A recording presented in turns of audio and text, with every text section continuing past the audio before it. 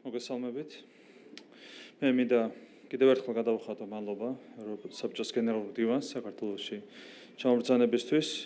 ბატონი ალენ ბერსეს ვიზიტი საქართველოში არის, რა თქმა უნდა, საქართველოს მიმართ და ქართველი ხალხის მიმართ ხარდაჭერის ძალიან მნიშვნელოვანი გამოხატულება. ჩვენ გქონდა ძალიან საინტერესო და ძალიან პროდუქტიული დისკუსიები ბატონ გენერალურ დივანთან. ჩვენ მათ შორის განუმარტეთ ბატონ გენერალურ დივანს საქართველოში არსებული ვითარება, განუმარტეთ ის, რომ ბოლო პერიოდში მიტინგებმა მიიღო მშვიდობიანი ხასიათი, აქედან გამომდინარე აღარ არის საპოლიციო ძალის გამოყენების საჭიროება და დარწმუნებული ვართ, რომ ასე გაგრძელდება ვითარება შემდეგი დღეების და კვირების განმავლობაშიც. ასევე განმარტებები გავაკეთეთ ადმინისტრაციულ პატიმრობასთან დაკავშირებით, მოგეხსენებათ, რომ ძირითადად ძალადობრივი აქტების გამო ადმინისტრაციული წესით არის დაკავებული ადამიანების გარკვეული რაოდენობა. საქართველოში განმარტეთ, რომ ადმინისტრაციული პატიმრობის მაქსიმალური ვადა არის 15 დღე, შესაბამისად თვის ბოლომდე ეს ადამიანები სრულად იქნებიან გათავისუფლებული. ეს არის ის განმარტება, რაც მივეცით გენერალურ დივანს ამ საკითხთან დაკავშირებით. რა თქმა უნდა, ეს არ ეხება იმ ადამიანებს, რომლებიც სისხლის სამართლებრივი ბრალდების ქვეშ არიან წინასწარ პატიმრობაში, ასეთია დაახლოებით 30 პატიმარი, ესეც განუმარტეთ ბატონ გენერალურ დივანს. რაც შეეხება გამოძიებას, როგორც ერთი ისე მიმართულებით წარიმართება გამოძიებები, ამასთან დაკავშირებითაც განმარტება მიიღო ბატონმა გენერალურმა დივანმა. ჩვენ კიდევ ერთხელ დავაფიქსირეთ ჩვენი სათყოფნა, რომ ვითანამშრომლოთ ევროსაბჭოს ყველა სტრუქტურასთან ასეთ საკითხებთან დაკავშირებით. ასევე ჩვენ გქონდა შევლობა კანონმდებლობაზე, მათ შორის შევლობა გქონდა გამჭვირვალობის შესახებ კანონთან დაკავშირებით. აქაც კიდევ ერთხელ დავაფიქსირეთ ზოგადად ჩვენი ღიაობა მსჯელობასთან მიმართებით. ჩვენ ღია ვართ მსჯელობისთვის, ასეთი ღიაობა ჩვენ დაფიქსირებული გქონდა კანონის მიღების პროცესშიც, კანონის მიღების შემდეგ ვამბობთ კიდევ ერთხელ მარტივ რამეს. თუ ვინმე დაგვისაბუთებს, რომ ამ კანონში არის რაიმე უარყოფითი, რა თქმა უნდა, მსად ვართ ამ საკითხებზე მსჯელობისთვის, მათ შორის მსად ვართ თანამშრომლობისთვის ევროსაბჭოს შესაბამის სტრუქტურებთან. შემდეგი საკითხი, რაც მინდა შევეხო, ეს არის ბატონი ვახტანგ გომელაურის დანიშნა საქართველოს ვიცე-პრემიერად. ეს საკითხი მანამდეც განიხილებოდა აქტიურად, თუმცა გარკვეულმა გადაწყვეტილებებმა ეს ჩვენი გადაწყვეტილება დააჩქარა. ბატონ ვახტანგ გომელაურს მინდა წარმატებები უსურვა საქართველოს ვიცე-პრემიერის პოზიციაზე. როგორც მოგეხსენებათ, ცოტა ხნის წინ გავრცელდა ბატონი ჯეფრი საქსის ინტერვიუ, რომელმაც ამერიკის შეერთებული შტატების მოქმედი ადმინისტრაცია დაადანაშაულა საქართველოში სახელმწიფო გადატრიალების მოწყობაში. ეს არის, რა თქმა უნდა, ძალიან მძიმე ბრალდება. ჩვენ ბატონი ვახტანგ გომელაურის და შინაგან საქმეთა სამინისტროს სხვა წარმომადგენლების სანქცირებას შეგვიძლია მივცეთ გარკვეული შეფასება და შეიძლება ობიექტურად იქნეს აღქმული ეს ფაქტი, როგორც მოქმედი ადმინისტრაციის ერთგვარი აღიარება. თქვენ იცით, რომ არჩეული პრეზიდენტი ბატონი დონალდ ტრამპი საუბრობს ძალიან ხშირად ეგრეთ წოდებულ deep state-ზე, რომელიც მისი განცხადებით არსებით გავლენას ახდენს მართვაზე ამერიკის შეერთებულ შტატებში.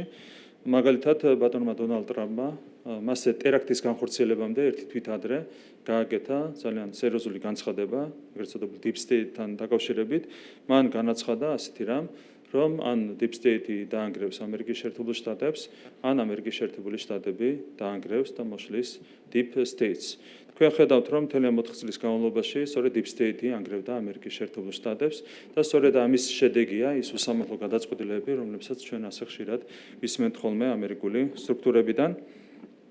ამერიკის შეერთებულ შტატებს სჭირდება დეოლიგარქიზაცია, რასაც ჩვენ არაერთხელ გვისაუბრია და ამაში ჩვენ გვაქვს სრული თანხმედრა პრეზიდენტ ტრამპთან. ისიც მიიჩნევს, რომ ამერიკის შეერთებულ შტატებს სჭირდება გათავისუფლება არაფორმალური გავლენებისგან. რაც შეეხება კიდევ ერთხელ შინაგან საქმეთა სამინისტროს და ამერიკული მოქმედი ადმინისტრაციის მხრიდან მიღებულ გადაწყვეტილებას.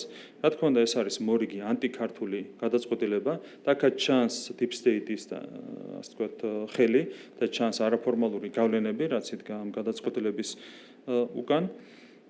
თქვენ ძალიან კარგად მოგეხსენებათ, რომ მთლიანობაში შინაგან საქმეთა სამინისტრო ამ აქციების მიმართ მოქმედებდა ამერიკულზე და ევროპულზე მაღალი სტანდარტით. საქართველოში იყო ძალიან უხეში მცდელობა მოეწყოთ მაიდანი, ნაც მაიდანი და თქვენ იცით როგორ სრულდება ხოლმე ასეთი პროცესები სხვადასხვა ქვეყანაში. მაგალითად, უკრაინა რო გავიხსენოთ, უკრაინაში როდესაც ჩატარდა მაიდანი, როცა მოეწყო მაიდანი, 120-ზე მეტი ადამიანი დაიღუპა ამ პროცესების შედეგად და 2000-ზე მეტი ადამიანი დაშავდა, მათ შორის ძალიან ბევრი უმძიმესი ფორმით დაშავდა. ყველას კარგად გვახსოვს ეს მოვლენები უკრაინაში რაც მოხდა, 120-ზე მეტი ადამიანი დაიღუპა უკრაინული მაიდნის დროს. საიდან იყო კოორდინირებული ეს მაიდანი, ესაც ყველას ძალიან კარგად ახსოვს. რაც შეეხება საფრანგეთს, ყვითელი ჟილეტის ცნობილ პროტესტს, 11 ადამიანი დაიღუპა ამ პროტესტის მსვლელობის დროს, 4400-ზე მეტი ადამიანი დაშავდა, მათ შორის შინაგან საქმეთა სამინისტროს ბრუტალური მოქმედებების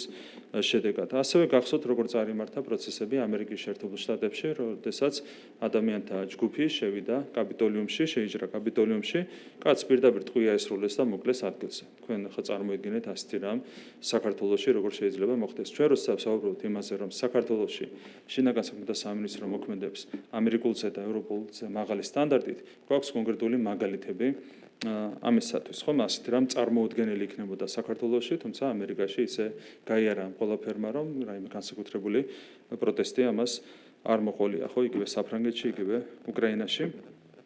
ამერიკის შეერთებულ შტატებშიც იყო უამრავი დაშავებული ადამიანი, უამრავი დაპატიმრებული და დღემდე იხდიან ადამიანები სასჯელს მაშინ ჩადენილი დანაშაულისთვის. 4 წელი გავიდა უკვე მას შემდეგ უამრავი ადამიანი არის ასეთი ბრალდების ქვეშ დაპატიმრებული.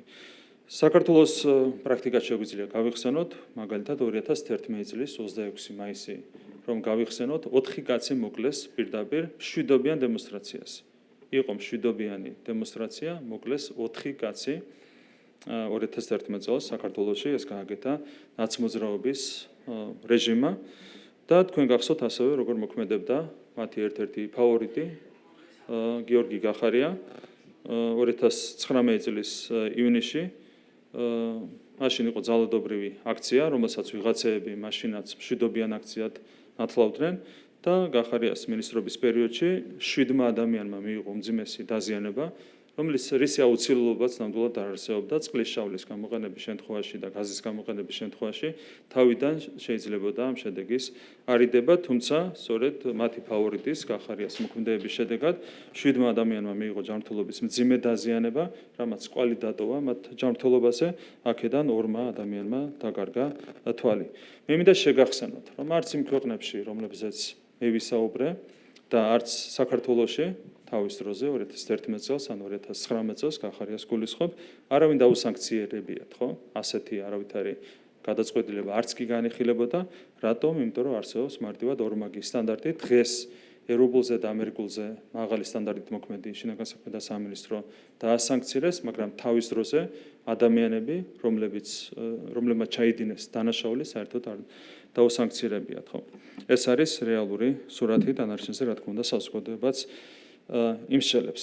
კიდევ ერთხელ ეს არის აღიარება იმისა, რომ ნაცმაიდანი ეს ცდელობა იყო სანქციების ავტორების მხრიდან კოორდინირებული. რაც შეეხება ჩვენს რეაგირებას ამ სანქციებზე, პირველ რიგში ფინანსურ სანქციებს რაც შეეხება, თუ კი რომელიმე მოხელეს წარმოიქმნება რაიმე ფინანსური დანაკლისი ამ სანქციებიდან, სახელმწიფო, ქართული სახელმწიფო სრულად უზრუნველყოფს ამ დანაკლისის კომპენსირებას. ეს ერთი. მეორე, ეს არ არის მარტო სანქციებზე პასუხი, ეს არ არის მხოლოდ უსამართლო გადაწყვეტილებაზე პასუხი, ეს არის პირველ რიგში პასუხი იმ ღირსეულ ქმედებებზე, რომლებსაც ახორციელებენ შინაგან საქმეთა სამინისტროს წარმომადგენლები, ეს არის ღირსებაზე და ჰუმანურობაზე პასუხი. ჩვენ მივიღეთ გადაწყვეტილება ინაუგურაციის შემდეგ ღირსების ორდენზე წარუდგენოთ შინაგან საქმეთა სამინისტროს ხელმძღვანელი თანამდებობის პირები.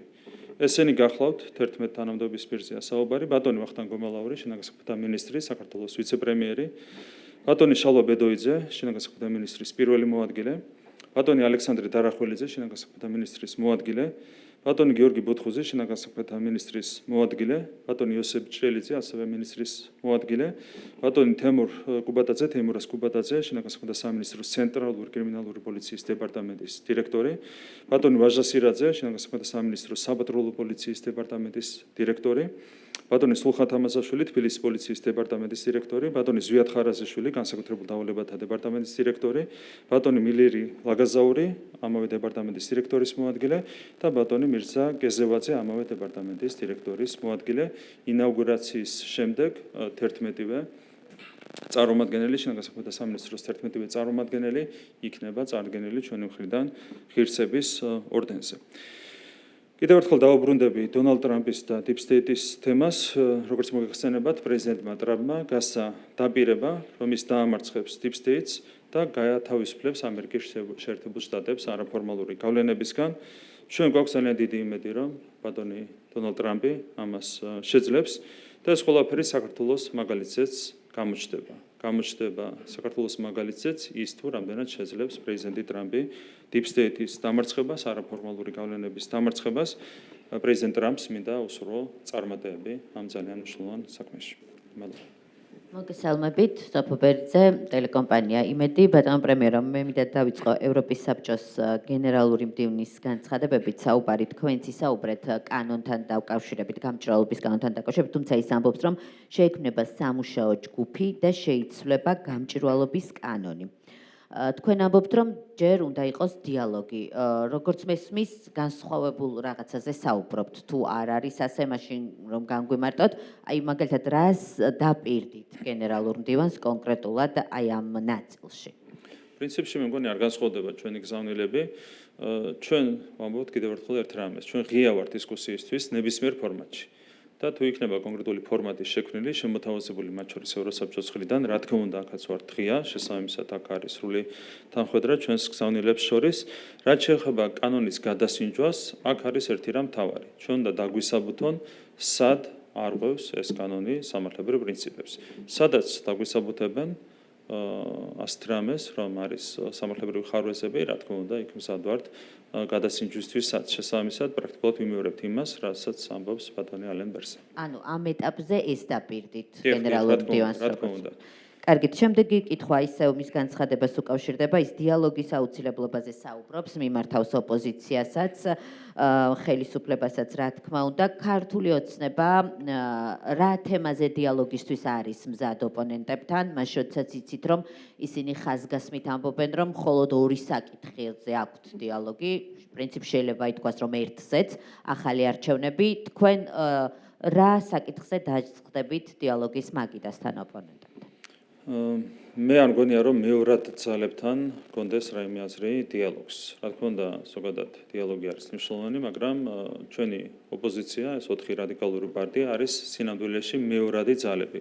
მათ ყავთ საკუთარი პატრონი და ჩვენ გვირჩევნია, რა თქმა უნდა, მათ პატრონებთან გავმართოთ დიალოგი, რასაც ალტერნატივა არ აქვს. ჩვენ აუცილებლად გვექნება ამ 4 პოლიტიკური პარტიის უფროსებთან დიალოგი მომდენო კვირების განმავლობაში. ვის გულისხმობთ ვეტყვით? აი, ჩვენ საუბარი ქონდა მათ შორის დიპ სტეიტზე და ასეთ რაღაცეებზე. ჩვენ დიდი იმედი გვაქვს რეალურად, რომ თვის ბოლოდან ვითარება შეიცვლება. ეს მარტივი არ იქნება, რა თქმა უნდა, დონალდ ტრამპისთვისაც არ იქნება ადვილი დიპ სტეიტის დამარცხება. თვის შეძლებს დიპ სტეიტის დამარცხებას, ამ შემთხვევაში შეიძლება დიალოგი აღარც გახდეს საჭირო და აღდგება მარტივად სამართლიანობა. ნუ შევხედოთ, როგორ განვითარდება პროცესები. გავაგრძელებ კითხვებს თუ შეიძლება. ევროკავშირის საბჭომ შემაჯამებელი დოკუმენტი გამოაქვეყნა, სადაც არის საუბარი, რომ ევროკავშირი მზად არის მხარი დაუჭიროს საქართველოს გზას.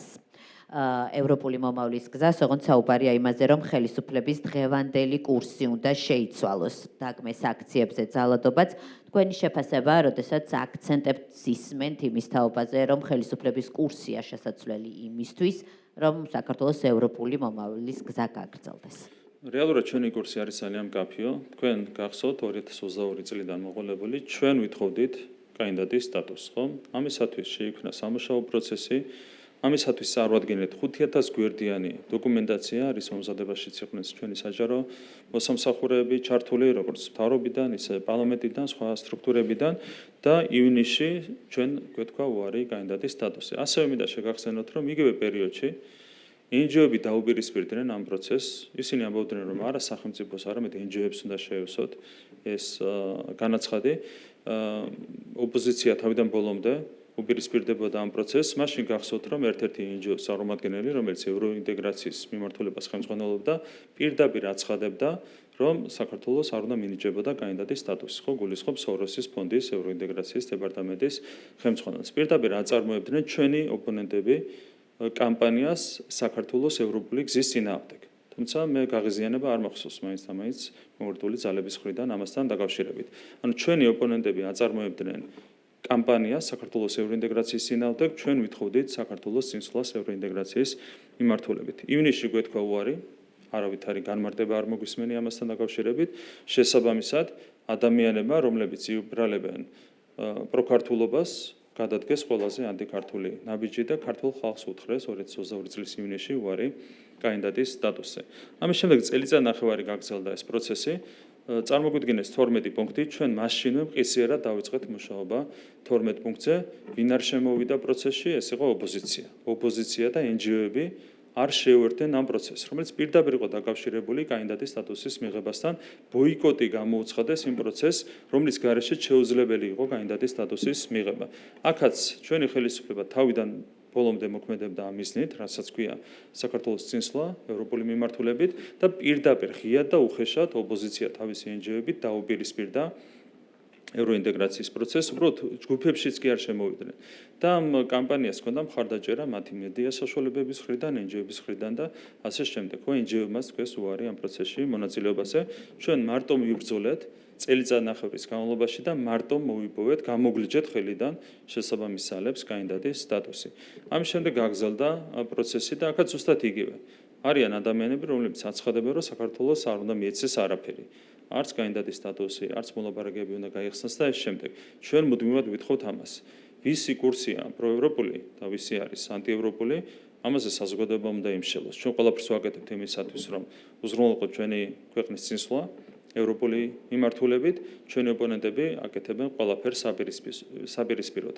ერთი სიტყვა ვერ დავაცდევინეთ, ვერც ოპოზიციას, ვერც NGO-ებს, ვერც სალომე ზურაბიშვილს შარშან იმასთან დაკავშირებით, რომ საქართველოს უნდა მინიჭებოდა კანდიდატის სტატუსი და მათი შესაბამისი განცხადების გარეშე მაინც მოვიპოვეთ ეს სტატუსი. მოგვიანებით იგივე პროცესი გაგრძელდა. ერთადერთი, არა მარტო ერთადერთი სუბიექტი, ვინც არის საქართველოში პროევროპული, არის სწორედ ხელისუფლება.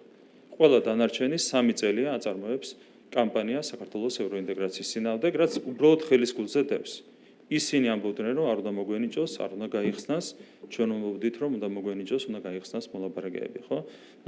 ეს არის ფაქტები და დანარჩენი არის ელემენტარული ლოგიკის და წაკითხulis და მოსმენელის გააზრების საქმე. ჩემი შემდეგი კითხვა ისევ ევროპული საბჭოს ხდომაზე გაკეთებულ განცხადებას უკავშირდება და მისი ავტორი არის უკრაინის პრეზიდენტი, რომელიც მოუწოდებს ლიდერებს, რომ მოახდინონ კონკრეტულად ბიძინა ივანიშვილსა და მის მეგობრებზე, ციტირებას ვახდენ, გზეწოლა.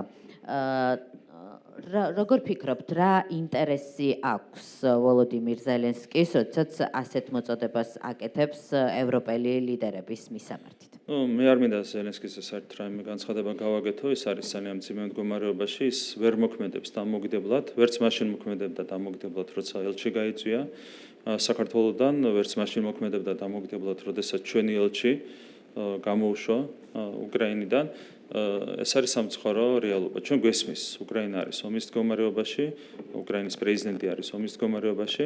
აქედან გამომდინარე, ჩვენ არანაირი სურვილი არ გვაქვს, რომ რაიმენერად შევიდეთ პოლემიკაში მასთან. თუმცა, რა თქმა უნდა, სამწუხაროა და ასანანია ეს განცხადებები, რაც მის მხრიდან გეტდება. და ბოლო კითხვა მექნება ესტონეთის პარლამენტში განვითარებულ მოვლენებზე. ჩვენ ვიცით ესტონეთის საგარეო საქმეთა მინისტრის დამოკიდებულება ქართული ოცნების ხელისუფლების მიმართ, ბევრი კრიტიკული განცხადება, ამას მოყვა სანქციებიც, თუმცა გაირკვა, რომ პარლამენტში მეგობრობის ჯგუფის ხელმძღვანელი გადააყენეს თანამდებობიდან მხოლოდ იმიტომ, რომ როგორც ის ჩვენთან ინტერვიუში ამბობს, უბრალოდ არ იზიარებს საგარეო საქმეთა მინისტრის პოლიტიკას და ინიციატორი მისი გადაყენების სწორედ საგარეო საქმეთა მინისტრის პარტიის წევრები იყვნენ. რასთან გვაქვს საქმე, თვითონ ამბობს, რომ რეპრესიების მსგავსი ხდება მასთან დაკავშირებით. ლიბერალური ფაშიზმი ყველგან მოქმედებს ერთი ხელწერით, აბსოლუტურად.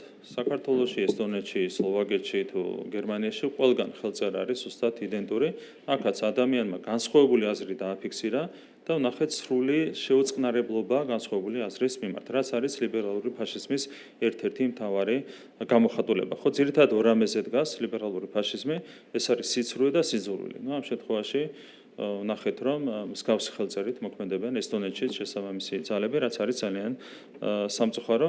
ჩვენ ურჩებით ესტონეთთან ზოგადად სამხრივი მეგობრობის რეჟიმში, ეს არის ის მდგომარეობა, რომელიც კიდევ ერთხელ შემიძლია დავადასტურო. მოგესალმებით, ქეთი სანთარაია, ტელეკომპანია რუსთავი 2, მეც რამდენიმე კითხვას დავსვამ თუ შეიძლება. თქვენ დღეს შეხვდით ალანსეს უკვე მეორედ. დანარჩენი დღების განმავლობაში ის ხვდებოდა არაერთ პოლიტიკურ ლიდერს. თუმცა ერთადერთი ხართ თქვენ, პრემიერ-მინისტრი, ვისაც მეორეჯერ შეხვდა და დღეს რა განცხადებებიც მოვისმინეთ უკვე ოფიციალურ პრესკონფერენციაზე, თქვენთან შეხვედრის დროს დაზუსტ და იგივე გამჭვირვალობის შესახებ კანონში ცვლილებებთან დაკავშირებით, რომელზეც ისაუბრობს და ასევე სხვა კანონებთან დაკავშირებითაც ისაუბრა მან, რომ ამ სამუშაო ჯგუფის ფორმატში იქნება მსჯელობა და საუბარი. გამომდინარე იქიდან, რომ მე წარმოვადგენ საქართველოს არჩეულ ხელისუფლებას, ლოგიკურია, რომ დასაწყისში და ბოლოში გაიმართა ორი შეხვედრა, ჯერ პირველი შეხვედრა და შემდეგ შემაჯამებელი შეხვედრა. რა თქმა უნდა, ამ მეორე შეხვედრის მიზანი იყო იმ საკითხების შეჯამება, რაზეც ჰქონდა საუბარი ამ დღეების განმავლობაში ბატონ ბერსეს. ჩვენ გავცვალეთ მოსაზრებები ყველა საკითხთან დაკავშირებით, მათ შორის ჩვენი პოზიცია დავაფიქსირეთ კონკრეტულ თემებზე, იგივე კანონებთან დაკავშირებით და ეს შემდეგ.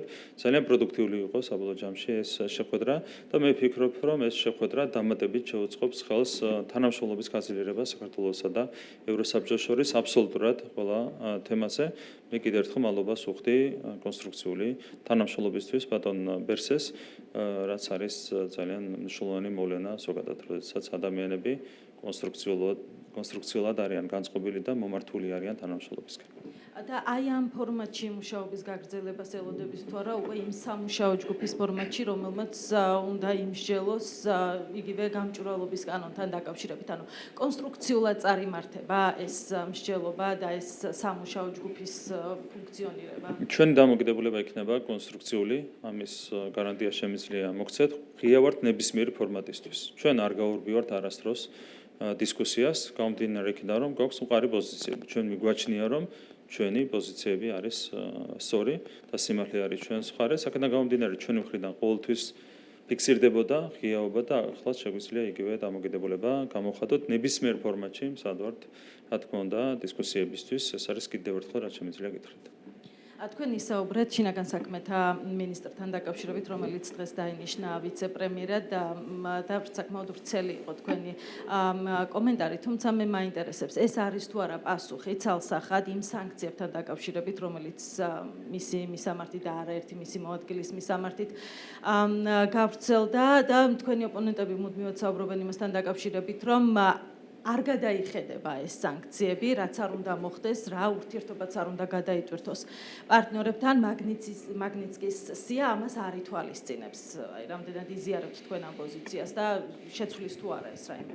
მე არ ვიცი, მაგალითად თქვენ იცით, რომ იგივე უკრაინასთან მიმართებითაც მოქმედმა ადმინისტრაციამ გადაწყვიტა ახალ ადმინისტრაციას დაუდოვოს მაქსიმალურად მძიმე მემკვიდრეობა. გამოვიდა იქ თავად დონალდ ტრამპი და მან აღნიშნა, რომ ეს გადაწყვეტილება არ იყო სწორი, ხო, რბილად რა ვთქვათ, შესაბამისად, იქ პირდაპირ იკვეთება ის, რომ შესაბამის გადაწყვეტილება შეიძლება გადაიხედოს, ანუ რაც საკეთებს მოქმედი ადმინისტრაცია, ის აუცილებლად არ გაგრძელდება ახალი ადმინისტრაციის პირობებში. აქაც ჩვენ შეგვიძლია დავიტოვოთ იგივე სიმეთი, თუმცა კიდევ ერთხელ ვიტყვი, რისკები ბუნებრივია რჩება.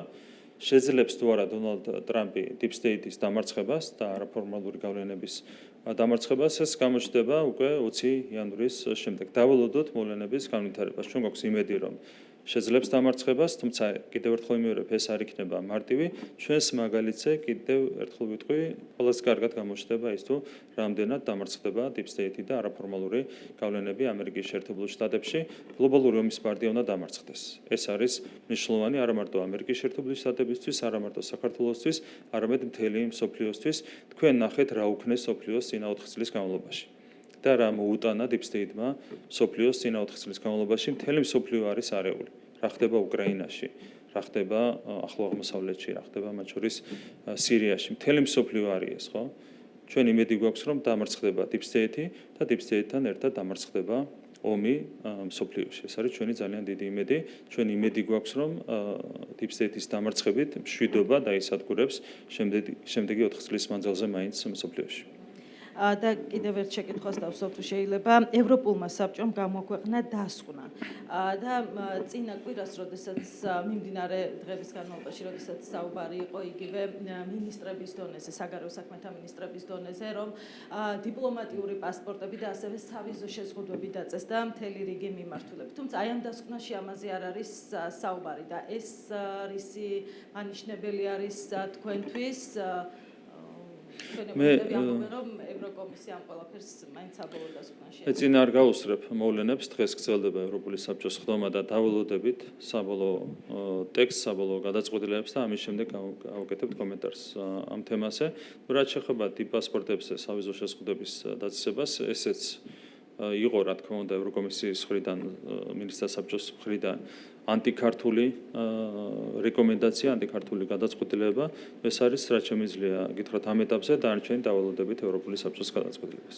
მოგესალმებით ბატონო პრემიერო, ანა ბროლაძე საზოგადოებრივი მაუწყებელი იმავე თემას გავაგრძელებ. 3 პუნქტი არის საქართველოსთან დაკავშირებით ევროკავშირის საბჭოს დეკლარაციაში. ერთი წაგიკითხავთ ციტატას საბჭო წუხილს გამოთქვამს საქართველოს მთავრობის გადაწყვეტილებაზე შეაჩეროს ქვეყნის ევროკავშირში გაწევრიანების პროცესი 2028 წლამდე. მეორე პუნქტი არის რომ გულს მიმდინარე პროცესებს და ითხოვს დამნაშავეების დასჯას და ბოლო პუნქტი ევროპული საბჭო ხაზგასმით აღნიშნავს ევროკავშირის მზადყოფნას მხარი დაუჭიროს საქართველოს მოსახლეობის ევროპულ მისწრაფებებს და ქვეყნის გზას ევროკავშირში გაწევრიანების მიმართულებით საქართველოს ხელისუფლების მიერ თავისი დღევანდელი მოქმედებების კურსის შესრულის შემთხვევაში. კურსის შეცვლაზე მანამდეც არაერთხელ მოგვისმენია ორი კანონი იდგა დღის წესრიგში და ვუბრუნდები იმ თემას, რომელზეც დღეს ასევე მოვისმინეთ ევროსაბჭოს გენერალური მდივნისგან. თქვენ თქვით, რომ სამუშაო ჯგუფში თუ მოისმენთ არგუმენტებს, შესაძლებელია ღია ხართ, თქვათ. საუბა არის თქვენი გუნდის მხრიდან, რომ იყოს ცვლილებები, თუმცა დღეს დადასტურებული პოზიცია მოვისმენთ. ის არა რომ ჯგუფში იქნება დისკუსია და თუ მოისმენთ თქვენ პოზიციებს შეიცვლება, არა. ანუ ძალიან კაფიოდ თქვა, რომ შეიცვლება ეს კანონი. შეგიძლიათ კიდევ ერთხელ დღეს გისმენთ ყურადღებით კი ვრცელად ისაუბრეთ, მაგრამ გითხრათ რა მიმართულებით ცვლილებებისთვის არის მზად. თუ შეიცვლება რა, იმიტომ რომ თუ შეიცვლება, მოდი ასე ვიკითხავ მაშინ. კი, მაგაზე ერთ მარტივ რამეს ვეთქვი. ნახეთ, ჯერ ხონდა შედგეს დისკუსია. იქნებ დისკუსიის პროცესში ვლინდება ის, რომ კანონი არის თავიდან ბოლომდე კარგი. აი რა შვებით მაშინ უნდა შევცვალოთ მაინც. რა თქმა უნდა, ასეთ პირობებში არ შეიძლება კანონის შეცვალა. ჯერ უნდა დასაბუთდეს პუნქტობრივად რა არის კარგი, რა არ არის კარგი და ამის შემდეგ მიიღება გადაწყვეტილება ცვლილებასთან დაკავშირებით და შესაბამისად ამის მიხედვით მიიღება გადაწყვეტილება იმასთან დაკავშირებით თუ რა შეიძლება შეიცვალოს, რა უნდა შეიცვალოს. ამიტომ ჯერ დავიწყოთ დისკუსია, მერე ვთქვათ შეიცვლება თუ არა და მერე ვთქვათ რომ შეიცვლება, რა შეიცვლება, ხო? ანუ ეს არის ყველაზე ჯანსაღი მიდგომა ამ თემასთან დაკავშირებით. თუმცა, რადგან ისე უბრუნდებით ჩემს პირველ შეკითხვას და ევროკავშირის საბჭოს დეკლარაციაში 3 პუნქტს. ამას აღიქვამენ და ასე აყენებენ დღის წესრიგში, მათ შორის იმ ანგარიშებიც, რომელიც გამოქვეყნდა მოლაპარაკებების გახსნის მიმართულებით, გაფართოების ანგარიშებში. საუბარია, რომ ეს ორი კანონი არის შემაფერხებელი და ბევრჯერ დაგვისვამს ხომ თქვენთვის ამ მიმართულებით შეკითხვები. რადგან ასე დგას დღის წესრიგში, რომ კონკრეტული ორი კანონი არის პრობლემური ევროინტეგრაციის გზაზე, რომ დაბრუნდეს ქვეყანა და გუშინდელ განცხადებაშიც იმეც გამოთქვამენ, რომ მოახერხებს საქართველოს ხელისუფლება, რომ ამ კურსზე უარი თქვას. აი როგორ წარმოგიდგენიათ მაშინ ევროკავშირში ინტეგრაციის გზაზე დაბრუნება, თუ ეს წინაპირობები და წინაღობები არსებობს? ესეც არის დამოკიდებული deep state-ის მიმართულებით მდგომარეობის ცვლილებაზე. თუ ცვლილებები იქნება, ამ შემთხვევაში ასეთი მოთხოვნებიც მოიხსნება. აი მაგალითად ავიღოთ კანონი ოჯახური ღირებულებებისა და არასოციალურთა დაცვის შესახებ, რომელიც არის უმარტივესი კანონი. რამდენიმე პუნქტისგან შედგება, ხო? მაგალითად, ამ კანონის მიხედვით არავინ არ შეიძლება აუგრძალოს საჯარო მოხელეს, ასე ვთქვათ, სქესის მიხედვით განსაზღვრული ტერმინების გამოყენება, ხო? როგორიც არის დედა, მამა, ქალი, კაცი და ეს შემდეგ. თქვენ იცით ბლინკენმა გამოსცა თავის დროზე აქტი, რომლის მიხედვითაც აეგრძალათ სახელმწიფო დეპარტამენტის საჯარო მოხელეებს, რომ ისაუბრონ ამ ტერმინებით. კაცი, ქალი, დედა, მამა, ქალიშვილი, ვაჟიშვილი და ასე შემდეგ. აეგრძალათ ამ ტერმინების გამოყენება. ამ კანონში წერია, რომ ამის აგრძალვა არ შეიძლება. ეს თუ არის ანტიევროპული მოვლენა, რა ვიცი კი ბატონო, იმშალოთ ამასთან დაკავშირებით. ან მაგალითად მე არ შეიძლება მივიდე ხვალ სამოქალაქო რეესტრში და არ შეიძლება ჩემს შესახებ ჩანაწერი შეიცვალოს კაციდან ქალზე, ხო? არ შეიძლება ასეთი რამ. ეს წერია, მეტი არაფერი არ წერია და ამას გვიმტკიცებენ, რომ ეს აფერხებს საქართველოს ევროინტეგრაციას. გითხავთ, რატომ ვერ მოახერხეთ მაშინ თქვენმა სახელმწიფო გუნდმა დიპლომატიური მისიების მეშვეობით, რომ აგეხსნათ პარტნიორებისთვის, რომ ეს არის უბნებელი კანონი, თუმცა მაინც ამ უბნებელ კანონებს მიიჩნევენ ჩვენი ევროინტეგრაციის გზის შემაფერხებელ ფაქტორად. ყველაფერი კარგად იციან, უბრალოდ კონკრეტულ ძალებს აქვთ ინტერესი, რომ საქართველოში განავრცონ LGBT პროპაგანდა. ძალიან კარგად იციან ყველაფერი. იციან, რომ ეს ყველაფერი უპირისპირდება LGBT პროპაგანდას, აქ არც ოდნავ კი არაა პრობლემა. მათ უნდათ საქართველოში LGBT პროპაგანდის განვრცობა, უნდათ ის, რომ საქართველოში LGBT პირთა რაოდენობა ხელოვნურად გაიზარდოს, რასაც ვაკვირდებით, ხო? ევროპის ქვეყნებში პროპაგანდა მუშაობს. ევროპის ქვეყნებში, ამერიკის შეერთებულ შტატებში გან არამე არ იციან. უბრალოდ deep state-ის საცეცებს უნდათ საქართველოში, რომ დამძიმდეს ამ თვალსაზრისით ვითარება საზოგადოებაში. იგივე ეხება გამჭრელობის შესახებ კანონს, ხო? აქაც ინტერესი იყო, რომ საქართველოში ფარულად მოიხდინათ რევოლუცია, ხო? და ამიტომ ეწინააღმდეგებოდნენ გამჭრელობის შესახებ კანონს. ძალიან კარგად იციან, რომ კანონი არის კარგი და კარგი რომ არის, იმიტომ არ უნდათ. იგივე ეხება ოჯახური ღირებულების შესახებ კანონსაც, რომ იციან, რომ კარგია, მაგითო არ უნდათ.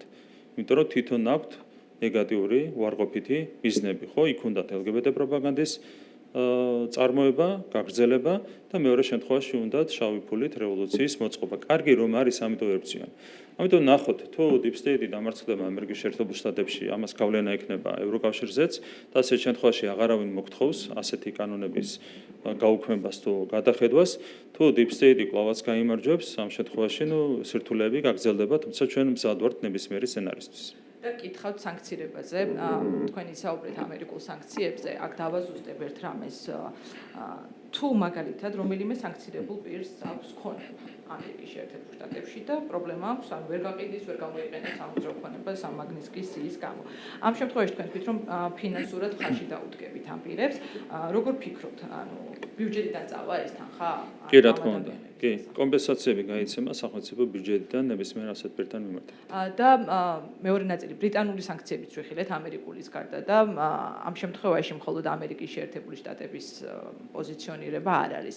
ბრიტანეთის სანქციებიც არის, იქ ნახეთ ცალკეული ბალტიური სახელმწიფოების სანქციებიც. ამის ფონზე, როდესაც ამბობთ, რომ თქვენ ღირსების ორდენზე წარადგენთ ყველა სანქცირებულ ძალოვანს. რა გზავნილია თქვენი პარტნიორებისთვის ეს გადაწყვეტილება? ჩვენი გზავნილი პირველ რიგში არის ის, რომ უსამართლობა არ შეიძლება დარჩეს უპასუხოდ. და მით უმეტეს ასეთი სამარცხვინო უსამართლობა არ შეიძლება დარჩეს უპასუხოდ. მე ერთი რამ მინდა დავაკონკრეტო, ღირსების ორდენზე წარსადგენ პირთა სიაში არიან როგორც სანქცირებული, ასევე არასანქცირებული პირები. შესაბამისად, მხოლოდ სანქციები არ არის, რა თქმა უნდა, ღირსების ორდენის გაცემის საფუძველი. ჩვენ ვაჯილდოებთ ყველა იმ პირს, რომელმაც განსაკუთრებული ღირსება გამოავლინეს, მათ შორის ამ ბოლო პერიოდის განმავლობაში. რაც შეეხება პასუხს, პასუხი არის ეს. არ შეიძლება უპასუხოდ დარჩეს უღირსი საქციელი, ვინც უღირსად იქცევა, მას შესაბამისი პასუხი უნდა გავცეთ და პასუხი არის ამ შემთხვევაში ღირსების ორდენი იმ ადამიანებისთვის, რომლებიც სწორედ ღირსებით მოქმედებენ, იმ ადამიანებისგან განსხვავებით, რომლებაც მათ დაუწესეს უღირსი სანქციები.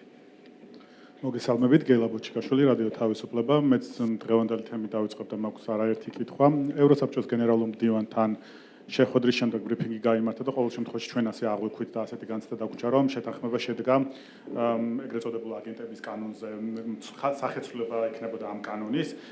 თქვენი ბრიფინგი და თქვენ თქვით, რომ მზად ხართ დასხდეთ და ისაუბროთ, რა შეგიძლიათ რომ თქვათ, აი მაგალითად რა შეიცვალა ამ ადამიანის საქართველოში ჩამოსვლის შემდეგ. ისედაც ცნობილი იყო, რომ თქვენ ამბობდით, რომ თუ ვინმე არგუმენტს მოგაწვდით ისეც, რომელიც თქვენ გადაგარწმუნებდათ, შეცვლიდით კანონს. აი რა შეიცვალა თუნდაც ამ ადამიანის აქ ჩამოსვლის შემდეგ და გარდა ამისა თუ შეგიძლიათ რომ თქვათ, რა შეიცვალა ამ შეხვედრებს შორის, იმიტომ რომ თქვენ შეხვდათ 18 დეკემბერსაც თუ სწორად მახსოვს და შეხვდათ დღესაც.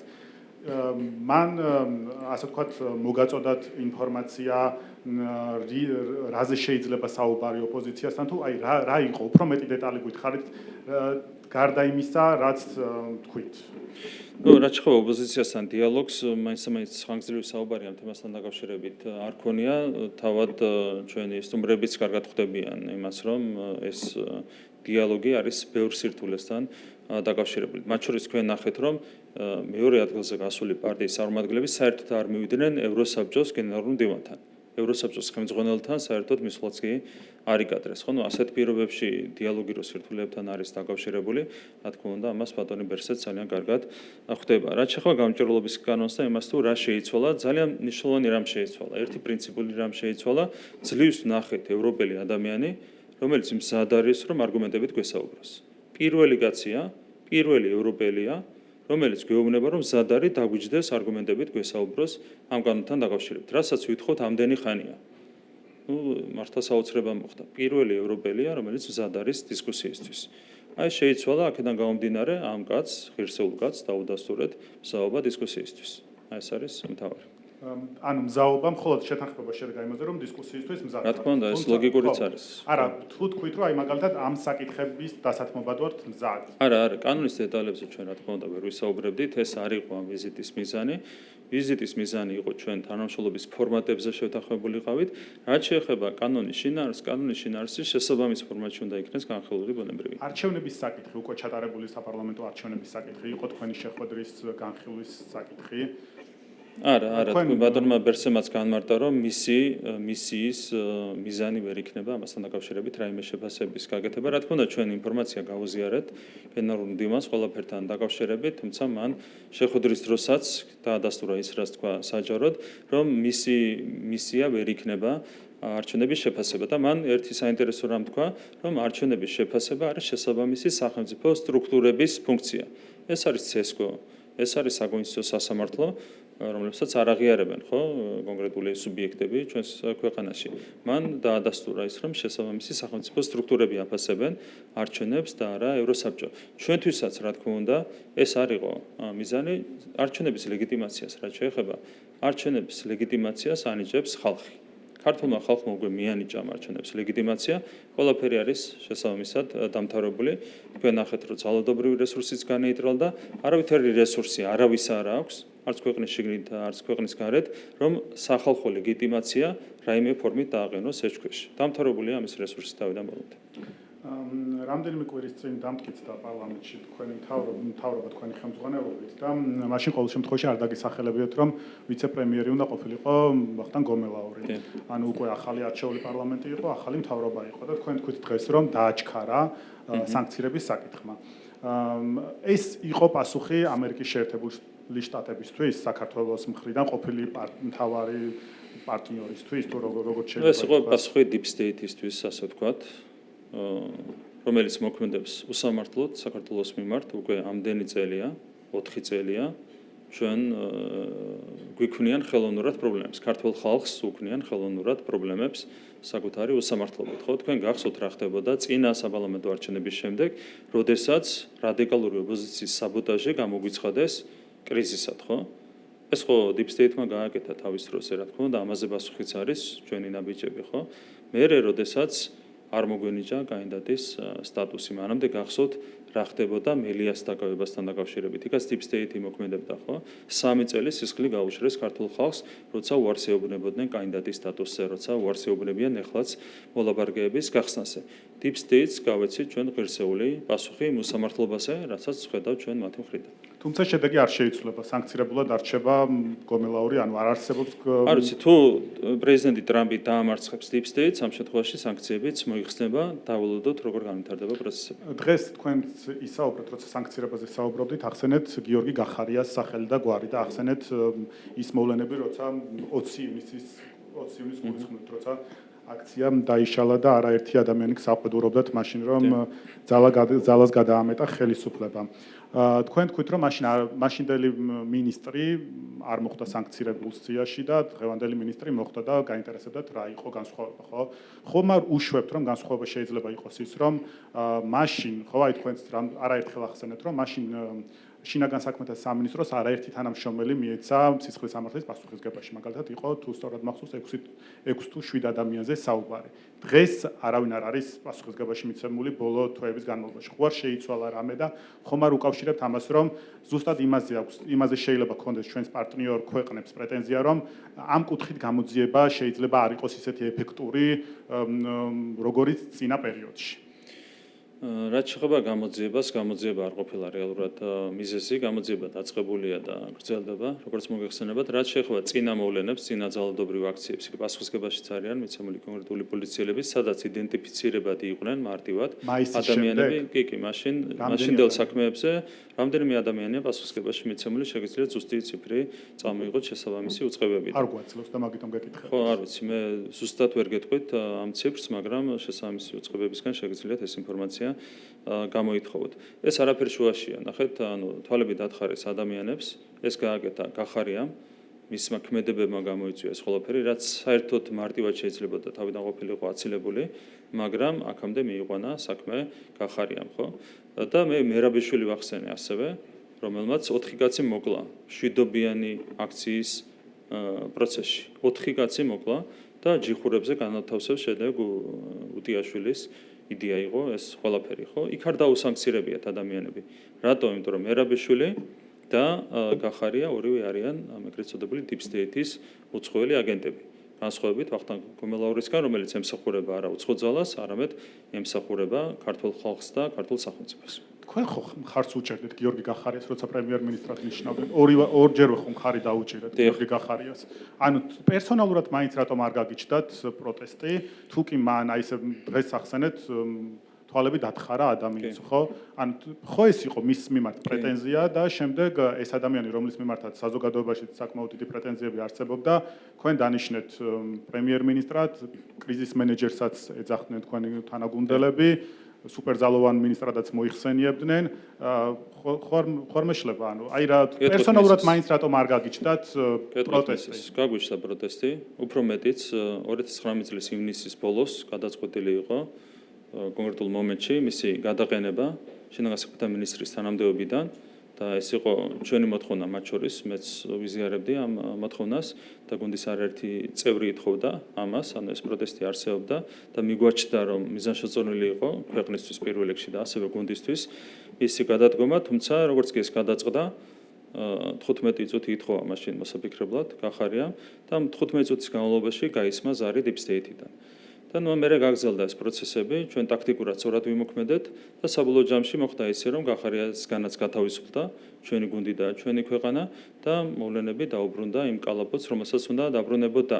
ანუ ეს იყო ერთგვარი კომპრომისული გადაწყვეტილება, იქაც ამ ქვეყანას ხელოვნურად არღევდა სწორედ deep state. პრემიერობაზე დანიშნოს ხო? არა, ესეც გაგრძელება იყო შემდეგ. აი თქვენ მუდმივად წინა ხელისუფლებას თქვენ თუმცა ასეთ კომპრომისებზე ჩვენ აღარ მივდივართ უკვე 4 წელია და ამაზე არის გამწარებული ეს ხალხი. თავარი მიზეზი რატომაც 4-ჯერ მოგვიწყეს რევოლუცია, 4 მცდელობა რატომაც ჰქონდათ ამ 4 წლის განმავლობაში, სწორედ ეს არის რომ ასეთ კომპრომისებზე აღარ მივდივართ. ანუ გახარიები აღარ გვყავს გუნდის ლიდერებად. და ამ მიზეზის გამო 4-ჯერ მოგვიწყეს რევოლუცია, ქვეყანას არ ასვენებენ 4 წლის მანძილზე, ხო? ეს საზოგადოებამ უნდა გაანალიზოს. დავაზუსტოთ თქვენ ამ წუთას და ბიზინა ივანიშვილმაც თუ სწორად მახსოვს არაერთ გამოსვლაში, როცა რეგიონებში იყო შეხვედრები ამ მრჩეველთან, საუბრობდით აგენტურის მმართველობაზე თუ გავლენაზე და უცხო ძალების გავლენაზე. ანუ შეიძლება ითქვას, რომ 2019 წლამდე აი თუნდაც გიორგი გახარიას პრემიერობაც, ასე ვთქვათ, უცხო ძალების მმართველობის შედეგია საქართველოს ხელისუფლებაზე. კომპრომისი იყო. კი, კომპრომისი იყო. კომპრომისი იყო, ამ კომპრომისებზე აღარ მივდივართ 4 წელია და ამ მოვლენის გამო 4 წელია გვიწყობენ უკვე რევოლუციის 4 მცდელობას. ანუ ეს არის რეალური მოცემულობა. კი ბატონო, LGBT კანონთან დაკავშირებითაც მინდა გითხოთ, ეს ამ საკითხზე გაისვა კითხვა და თქვენ ახსენებთ, ხელოვნურად გაზრდა არისო LGBT ადამიანების რაოდენობისო და როგორ წარმოგიდგენიათ რაოდენობრივად, როგორ შეიძლება აი თქვენ მაგალითად დასრული ადამიანი, რომელსაც გაქვთ განათლება, ან თუნდაც ნებისმიერი ადამიანი ავიღოთ, რომელიც აზროვნებს და თუნდაც არ იყოს მაღალი განათლების მქონე, როგორ წარმოგიდგენიათ, რომ ადამიანმა, აი რა მეთოდებით, თქვენ რო აგვიხსნათ, რა მეთოდებით შეიძლება, რომ ადამიანი ვინმე აქციოს LGBT ჯგუფის, ხო, აი თქვენ რო გითხრათ, აი მაგალითად ნახეთ სტატისტიკა ვიყოთ ყველაფერს აი თქვენი მაგალითით დავხსნათ. აი თქვენ რა შეიძლება რომ მოხდეს სამყაროში, რომ თქვენ შეიცვალოთ თქვენი ორიენტაცია. ძალიან უხერხულია, მაგრამ მაგით არის სამჯერ გაზრდილი და არა 100%-ამდე გაზრდილი, რომ ვიღაცა ექვემდებარება და ვიღაცა არ ექვემდებარება ამ პროპაგანდას. ვიღაცა შეიძლება კონდეს მიდრეკილება, ვიღაცა შეიძლება არ კონდეს მიდრეკილება, ვიღაცა შეიძლება კონდეს გარკვეულ ასაკში, გარდატეხის ასაკში მაგალითად ისეთი ფსიქოლოგიური მდგომარეობა, რომელმაც შეიძლება ორიენტაციის შეცვლისკენ უბიძგოსა ეს შემდეგ. ხო, ხო, მე ამ განმარტებაში არ მინდა შევიდე, იმიტომ რომ გესაუბრებით როგორც მთავრობის მეთაური და არა როგორც ფსიქოლოგი ან რომელიმე სხვა პროფესიის წარმომადგენელი, ხო? ფაქტი არის ერთი, მნიშვნელოვანი, ხო? ავიღოთ კვლევები, რომლებიც ტარდება ევროპის ქვეყნებში და ამერიკის შეერთებულ შტატებში. 7 წლიან ინტერვალში LGBT პირების რაოდენობა არის სამჯერ გაზრდილი. როცა იკითხებიან 26-32 წლის ასაკის ახალგაზრდებს არიან თუ არა LGBT პირები, პასუხი არის 7% და მანამდე არის კიდე ნაკლები 2-3%-ია შედარებით დასულ კატეგორიაში და როცა იკითხებიან 19-25 წლის ასაკის ადამიანებს, იქ პასუხი არის 20%-ზე მეტი. ანუ 7 წელიწადში სამჯერ არის გაზრდილი, მარტო იმაზე კი არ არის საუბარი გამჟღავნებაზე. აქ წინა ანუ არაერთხელ გისაუბრეთ, მინდა რომ ყველა კითხვა ფაქტია ეს, და ამ საკითხსაც მინდა რომ განვაგრძელოთ. თქვენ ახსენეთ ესეთი რაღაც რომ მარტივი იყოსო, აი თუ სწორად შეიძლება ციტირება არ იყოს, მაგრამ შინაარსი იგივე არის, რომ ადამიანმა შეძლოს იუსტიციის სახლში მივიდეს და სქესი შეიცვალოს. ასეთი მარტივია სქესის შეცვლა, აი თუნდაც დღევანდელ ჩანაწერის? არა, ჩანაწერს არ გულისხმობ. ხო, სქესთან დაკავშირებით ჩანაწერის შეცვლა ამ კანონის მიღებამდე იყო ასეთი მარტივი. აი მაგალითად ავიღოთ, რომ ირაკლი კობახიძე, გეილა ბოჩიკაშვილი ანა მივიდოდნენ იუსტიციის სახლში, ეთქოდნენ რომ ჩვენ საპირისპირო სქესის ადამიანები ვართ, ესეთი აღთქმა გვაქვს და რეესტრის თანამშრომელი პირადობის შეცვლის საფასურით გადაუკეთებდა სქესს, ასეთი მარტივია. არა, ამ კანონში ეს ჩანაწერი არის დამზღვევი. ანუ აქამდეც არ იყო დაშვებული და ეს ჩანაწერები უფრო მკაფიო გავხადეთ ჩვენ. არის ევროპის ქვეყნები. არა, საქართველოზე ვისაუბრეთ, თქვენ საქართველოზე აქ პრევენციას ემსახურებოდა ეს ჩანაწერი. ანუ რაც ბოლომდე დაზუსტებით და მკაფიოდ არ ეწერა, ის ჩაიწერა მკაფიოდ. ანუ რაც ხდება ევროპაში ის რომ არ დაუშვათ პრევენციული ჩანაწერი შევიტანეთ. კი ბატონო, აი მაგალითად გეილა ბოჩიკაშვილი და ირაკლი კობახიძე ევროპის სხვა ქალაქის მოქალაქეები თუ იქნებიან, მივიდოდნენ იქაურს საჯარო რეესტრში. ყოველგვარი იმის გარეშე გადაწყვეტდნენ ესე რომ ჩვენ გადაწყვეტილი გვაქვს რომ სქესი შევიცვალოთ და შევცვლით. არის ქვეყნები, სადაც აი მაგალითი რომ მითხრათ რომ აი ეს პირადი განცხადების ყოველგვარი კვლევის, ყოველგვარი სასამართლოების გადაწყვეტილებიც კი არსებობს. ნახეთ, ვიღაცებმა იჩივლეს ამასთან დაკავშირებით, გაასაჩივრეს ეს მოვლენა და სასამართლოებმაც კი დაადგინეს საკონსტიტუციო სასამართლოებმა, რომ თუ ადამიანს უნდა სქესის შესახებ ჩანაწერის შეცვლა, სქესის გადაკეთების გარეშეც უნდა შეძლოს ამის გაკეთება, ამას ასაბუთებენ ეგრეთ წოდებული თვითგამორკვევის უკვე თავისუფალი სასამართლოები გვაქვს, ან თქვენ ხო ქართული ოცნება ხო ამას ამბობს, რატო არ მიანდეთ სასამართლოებს ეს საქმე? თუ კანონი იმისთვის არის, რომ რაღაცები დაასხვიოს, ხო? აი რა ჩაიცვლება LGBT პროპაგანდა? შეიძლება ჩაითვალოს თუ არა ვინმეს წარმატებულ ისტორიაზე ამბის გაცნობა. აი მაგალითად ქართული ოცნების ხშირად ვიყენებდით ერთ-ერთი კვების ობიექტის მიერ დაბეჭდილ ბროშურებს, რომელიც ელტონ ჯონის ცხოვრებას შეეხებოდა. აი თქვენ როგორ აი თქვენი აღქმით რა არის პროპაგანდა? შეიძლება თუ არა ვინმეს ისტორიის გაცნობა, ან თუნდაც რომელიმე ხელოვანის შემოქმედების გაცნობა, მისი ისტორიის მოყოლა, თუნდაც მის პლუსებზე საუბარი როგორც ხელოვანის. აი ეს ჩაითვლება თუ არა პროპაგანდად და კიდევ ერთად დავაზუსტებ. აი მაგალითად ბიოლოგიის გაკვეთილზე, როცა მასწავლებლს მოუწევს რაღაც კონკრეტულ გაკვეთილზე გადასვლა. რა ჩაითვლება ბიოლოგიის გაკვეთილზე პროპაგანდად და რა არ ჩაითვლება? შეიძლება თუ არა მასწავლებელმა აუხსნას, რომ არსებობენ თქვა პირობითად გეები, არსებობენ ლესბოსელები და ასე შემდეგ. შეუძლია თუ არა ამ საკითხზე ესაუბროს? თუ ეს იქნება უკვე LGBT პროპაგანდა. ნახეთ, არის კონკრეტული შემთხვევები, რომლებიც არის დაკონკრეტებული კანონშივე, არის შემთხვევები, რომლებიც იქნება სასამართლოს განსჯადი ან შესაბამისი უწყებების განსჯადი, ხო? მე აქ რა თქმა უნდა ვერ შემოვალ დეტალებში. ყოველ კონკრეტულ შემთხვევაში ამას განსჯის შესაბამისი უწყება ან სასამართლო. რაც შეეხება კონკრეტულ შემთხვევას, რაც კანონით არის, ვინ იქნება? აი შესაბამისი შეიძლება იყოს კი სკოლის ადმინისტრაცია შეიძლება იყოს მედია საშუალების ადმინისტრაცია, მერე შეიძლება იყოს სასამართლო, ხო? რაც შეეხება კონკრეტულ შემთხვევას, მაგალითად, ამ კანონის მიხედვით არ შეიძლება რომელიმე ფილმი, რომელიც გადის მაგალითად ტელევიზიაში, შეიცავდეს ერთსქესიანი წყვილის ინტიმურ სცენას. რაც არ წერია კანონში იმის ახსნა მინდა თქვენ როგორ იქ მე შემიძლია ეს ჩემი განმარტება მოგცეთ, მაგრამ ეს არ არის რელევანტური, შესაბამისმა უწყებებმა უნდა განმარტონეს ყველაფერი. მე შემიძლია ჩემი აზრი გითხრათ. მაგრამ არ ივარგებს ეს, იმიტომ რომ მე შეიძლება ვიღაცამ ჩათვალოს, რომ მინდა გავლენის მოხდენა ინტერპრეტაციაზე და ეს არ არის ჩემი ფუნქცია. შესაბამისი უწყებები მისცემენ კონკრეტულ შემთხვევაში ინტერპრეტაციას, თუ ვინმეს არ მოეწონება წავა სასამართლოში, შეუძლია წავიდეს სტრასბურგში, ყველანაირი დაცვის მექანიზმები არის გარანტირებული ჩვენი განმავლობით. ბოლო კითხვასაც დაგისვამ, თქვენ წინა გამოსვლაზეც და იმის წინა გამოსვლაზეც ახსენეთ, რომ რეიტინგებით საქართველოში შემცირებული არის ევროკავშირის მიმართ ნდობა. თქვენ რომ აი ევროპული ინსტიტუტების მიმართ ნდობა ევრობარომეტრმა ჩაატარა ეს კვლევა, ეს არის ევროკავშირის კვლევა. მოკლედ, თქვენ რომ აუხსნათ ახლა ვიყურებთ პირდაპირ ეთერში, რა სიკეთეები შეიძლება მოიტანოს საქართველოსთვის ევროკავშირში წევრობამ და რა გააკეთეთ თქვენ იმისთვის, რომ ეს დამოკიდებულება შეგეცვალოთ, რომელიც კვლევა მაჩვენა. მადლობა. პირველ რიგში აქ არ არის საუბარი ევროკავშირის მიმართ ნდობაზე, საუბარია ევროპული ინსტიტუტების მიმართ ნდობაზე. რაც შეეხება ნდობას ევროპული ინსტიტუტების მიმართ, ამ ნდობას არყევენ შესაბამისი ინსტიტუტები. როდესაც ევროპული ინსტიტუტები პირდაპირ აჩვენებენ იმას, რომ მათ უნდათ ხელისუფლებაში მწამებლების და მკვლელების დაბრუნება, ხო? ეს რა თქმა უნდა არყევს ნდობას ინსტიტუტების მიმართ. ევროკავშირის მიმართ ნდობა არის განსხვავებული რამ. რაც შეეხება ჩვენს, ასე ვთქვათ, წვლილს ევროკავშირის მიმართ ნდობის ზრდაში. ეს წვლილი არის პირდაპირ გამოხატული ასევე იგივე რეიტინგებში, როცა საუბარია ევროკავშირზე, 10%-ით არის გაზრდილი 2012 წლის შემდეგ ევროკავშირის მიმართ დადებითი დამოკიდებულება. იყო 75% და არის დაახლოებით 85%-მდე ჩვენი მმართველობის პირობებში. ეს არის რა თქმა უნდა ჩვენი დამსახურება. ჩვენ მაშინაც კი როდესაც უხეშად თავს გვესხმიან ევროპული ინსტიტუტები, მაშინაც კი ვამბობთ, რომ გვინდა ევროკავშირში ინტეგრაცია. და ეს არის თავარი მიზეზი, რატომაც ჩვენ ქვეყანაში ვინარჩუნებთ 80%-ზე მაღალ ნდობას.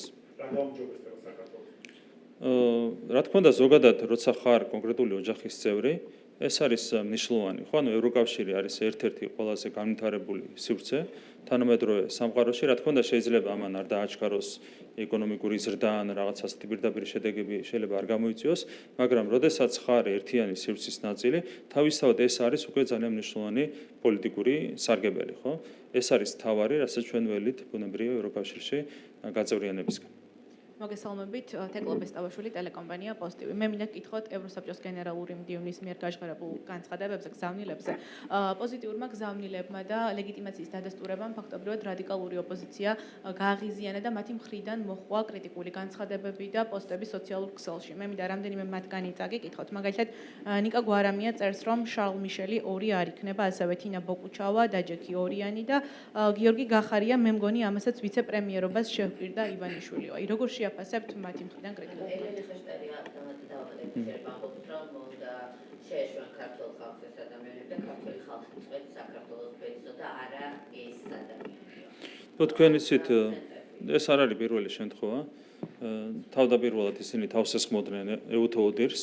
თქვენ გახსოვთ რა მასშტაბის თავდასხმა განხორციელდა ეუთოოდირზე, როდესაც ეუთოოდირმა დადებითად შეაფასა ქართული არჩევნები და გრძელდება ეს თავდასხმა, რატომ? იმიტომ რომ ელოდებიან, რომ იგივე დასკვნა გამეორდება უკვე, როცა საბოლოო დოკუმენტი ჩამოყალიბდება, ხო? იგივეა ზუსტად ევროსაბჭოს შემთხვევაში.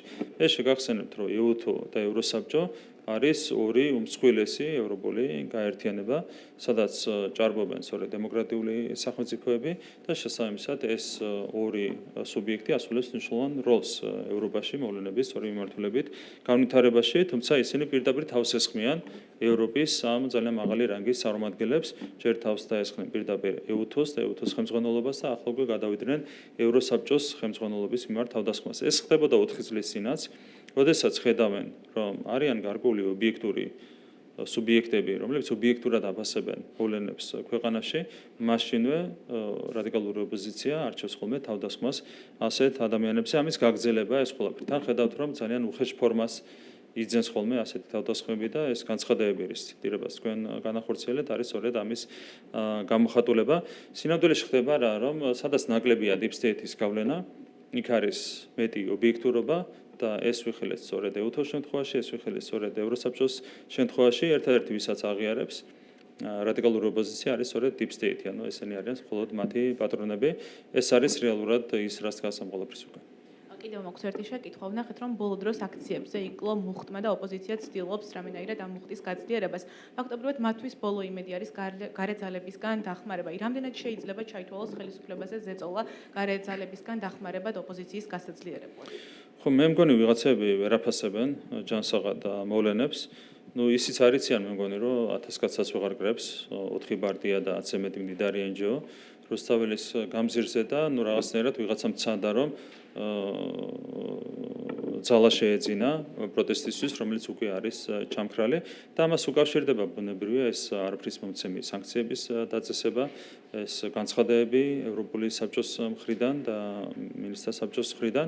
რეალურად ამით ოპოზიციას ვერავინ გააცოცხლებს, ხო? ანუ რადიკალური ოპოზიცია აღარ ექვემდებარება გაცოცხლებას იმდენად მძიმე მდგომარეობაში ჩააგდეს რეალურად ისო მათმა პატრონებმა ეს ადამიანები. აქედანაც ჩანს, რომ სინამდვილეში რადიკალური ოპოზიცია თავიდან ბოლომდე გარედან არის მართული, დამოუკიდებლობის ნულოვანი რესურსი აქვს და პრინციპში კარგად ვითარდება ძალიან მოვლენები. ამ დღეების განმავლობაში კიდევ უფრო დამძიმდა რადიკალური ოპოზიციის მდგომარეობა, რაც არის არა მარტო კარგი და საჭირო, არამედ აუცილებელიც იმისათვის, რომ საქართველოში პოლიტიკური სისტემა გაჯანსაღდეს. მოგესალმებით ბიზნეს ინსაიდერი მაიარაძე. ბატონო ირაკლი, ჩვენ ვნახეთ, რომ ბიზნესის გაფიცვასთან დაკავშირებული მოწოდებები ფაქტობრივად ჩავარდა. სააკაშვილისა და შევარდნაძის ყოფილი საჯარო მოხელეები ბიზნესს მოუწოდებდნენ და ახაც მოუწოდებენ, რომ შეუერთდნენ კონკრეტულ პლატფორმას. ბიზნეს ინსაიდერ ჯორჯემ დათვალა და აღმოჩნდა, რომ ის ბიზნეს სუბიექტები, რომელიც ამ პლატფორმას უკვე შეუერთდნენ, არის აქტიური ბიზნეს სუბიექტების მხოლოდ 0.5%. როგორ აფასებს ხელისუფლება ამ ფაქტს, რამდენად შეიძლება იყოს ეს თქვათ გამოწვევა ბიზნესისთვის, ასევე საინტერესოა, როდესაც დასრულდება ის ულტიმატუმი, რომელიც იქ არის აღნიშნული, საუბარია ახალი არჩევნების ჩატარებაზე, ანუ რა იქნება შემდგომ, როდესაც დასრულდება ულტიმატუმი. კი. რადიკალურ ოპოზიციას აბსოლუტურად ყველა მცდელობა ჩავარდა, მათ შორის ჩავარდა ბიზნესზე ზეწოლის მცდელობაც, რაღაც პატარა შედეგს მიაღწიეს, თუმცა ვერავით არის არსებითი შედეგი ვერ მიიღეს. ჩვენი პასუხი ამ ყველაფერზე იქნება ერთადერთი, რა თქმა უნდა, ბიზნესის თავისუფლებას ვერავით არის საფრთხე ვერ შეექმნება. მათ შორის, რა თქმა უნდა, ვერავით არის შეექმნება, ვერავით არის საფრთხე ვერ შეექმნება იმ სუბიექტების ბიზნეს თავისუფლებასაც, რომლებიც ასეთ აქტებს შეუერთდნენ. ჩვენი დამოკიდებულება არის სალსახ. რაც შეეხება რადიკალურ ოპოზიციას, რა ხელწერაც ჰქონდათ მართლობის პირობებში 2012 წლამდე ზუსტად იგივე ხელწერით მოქმედებენ დღესაც ბიზნესში შეჭრა, ბიზნესის თავისუფლების ხელყოფა, ბიზნესზე ზეწოლა, ეს იყო მათი ხელწერა 2012 წლამდე და აქაც იკითხება ზუსტად იგივე ხელწერა. ბატონო, თქვენს გუნდს, თქვენ პირადად თუ გქონდათ ამ დღეებში ამ არეულობის დაწყებამდე, ასევე დაწყების შემდეგ, ასე ვთქვათ, კომუნიკაცია იმ ბიზნესებთან, რომელიც ზეწოლას არ დაემორჩილნენ, როგორია მათი შეფასებები, რა ინფორმაციას ითხოვენ თქვენგან, თქვენ რა ტიპის ინფორმაცია მიაწოდეთ მათ? მე მქონდა შეხვედრები ბიზნესის წარმომადგენლებთან, მათ შორის ძალიან მსხვილ სუბიექტებთან, ალბათ 20-ზე მეტ ასეთ ბიზნესმენთან მქონდა შეხვედრა. სინამდვილეში ყველაფერი არის ძალიან კარგად, იყო დროებითი რყევები, მათ შორის ეს რყევები შეეხო ბუნებრივია ლარის კურსაც, თუმცა ლარი დასტაბილურდა, როგორც კი ძალადობრივი რესურსი ამოეწორა ოპოზიციას, ეკონომიკური აქტივობაც განახლდა. ყველაფერი იქნება ძალიან კარგად. ჩვენ თვითსთავარია უბრალოდ, რომ ყველა თემაზე კონდეს მუდმივი კონსულტაციები ბიზნესთან.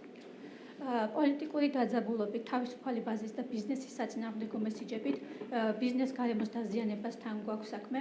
პანდემიის შემდეგ, როგორც ტურიზმის მიმართულებით, ასევე ინვესტიციების მიმართულებით იყო აღდგენა და კარგი მაჩვენებლები. უკვე კარს მოგვადგა ზამთრის ტურისტული სეზონი. 2025 წლიდან უნდა დავიწყოთ მნიშვნელოვანი საინვესტიციო პროექტები. როგორია მთავრობის მოკლევადიანი და ასევე გრძელვადიანი ხედვები და სტრატეგია, რომ თუნდაც პოტენციური ინვესტორები დავარწმუნოთ იმაში, რომ ქვეყანაში შეიძლება ინვესტირება და ყველაფერი კარგი. თქვენ ხედავთ, რომ მუდმივ რეჟიმში ხელისუფლება ეფექტიანად მართავს პროცესებს. ჩვენ გვქონდა აქამდე 4 ასეთი მოვლენა და 4 შემთხვევაში გვქონდა მოკლევადიანი რყევა, თუმცა ძალიან მალე დაუბრუნდეთ ქვეყანა განვითარების სწორ მიმართულებას. ხო, ბიზნესი კონკრეტულად დაუბრუნდეთ განვითარების სწორ მიმართულებას. აქაც მოხდება იგივე. როგორც იყო მცირე რყევა, რამდენიმე დღიანი ლარის კურსის შემთხვევაში, ასევე ძალიან მალე დაუბრუნდა. თავის ნიშნულს ლარის კურსი და კიდევ უფრო დასტაბილურდება და იგივე ეხება ბიზნეს აქტივობებსაც, ანუ მაშინაც იყო მოკლებადიანი რხევები და იმის გამო რომ საერთო მაკროეკონომიკური გარემო არის ჩანსაღი, ყველაფერი ძალიან მალე და მარტივად უბრუნდება ხოლმე პირვანდელ მდგომარეობას, აქაც მოხდება ზუსტად იგივე, უკვე დეკემბრის თვიდან ჩვენ ველოდებით ბიზნეს გარემოს გამოცოცხლებას და ბიზნეს პროცესების მაქსიმალურად გააქტიურებას.